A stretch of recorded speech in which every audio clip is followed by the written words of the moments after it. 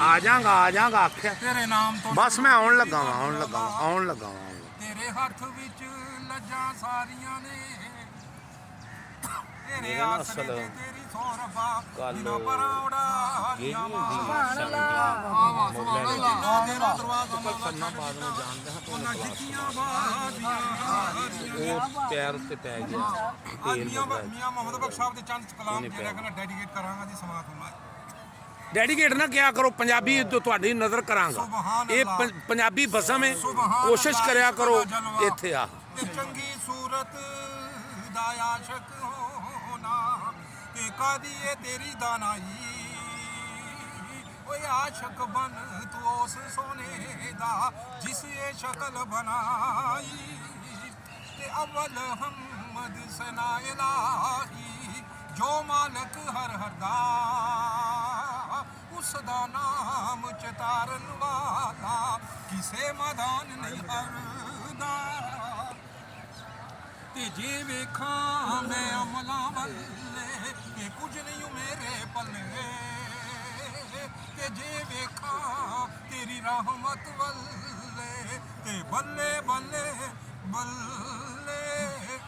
ਇੱਕ ਗੁਨਾਹ ਮੇਰਾ ਮਾਪੇ ਵੇਖੇ ਤੇ ਦੇਵੇ ਦੇਸ ਨਿਕਾਲਾ ਲੱਖ ਗੁਨਾ ਮੇਰਾ ਮਾਲਕ ਵੇਖੇ ਤੇ ਪਰ ਦੇ ਪਾਵਨ ਵਾਲਾ ਤੇ ਬੇਲੀ ਸਭ ਜਗ ਆਖੇ ਤੇ ਮੈਂ ਵੀ ਆਖਾਂ ਬੇਲੀ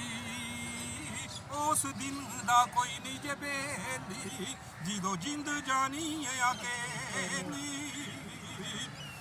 दो शार आजम चिश्ती रहमतुल्लाह अलैह जी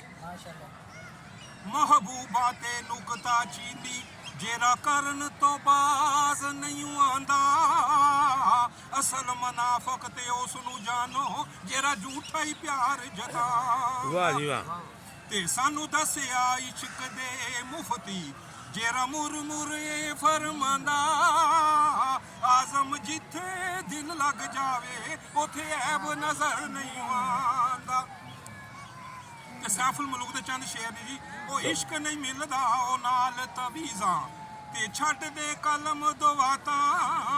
इश्क जिन्ना दी हड्डी रचिया फिर ओ नहीं पुछदे जाता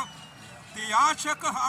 हर कोई बनदा पर आशक बनदा ही मर के जहर प्याला हर कोई पींदा पर आशक पींदा ही पर के हो दुश्मन मरे ते खुशी ना करिए वो एक दिन सजना भी मर जाना दीगर दे दिन गया मोहम्मद ते औरक नू डूब जाना ओ जिस घर विच तू सारी उम्र गुजारी उथे रात नहीं मिलिया रहना कुछ दिन तन्नू याद करनगे फिर ना किसे नहीं लेना ते अमला वाले लंघ लंघ जांदे ते गाफल गोते खांदे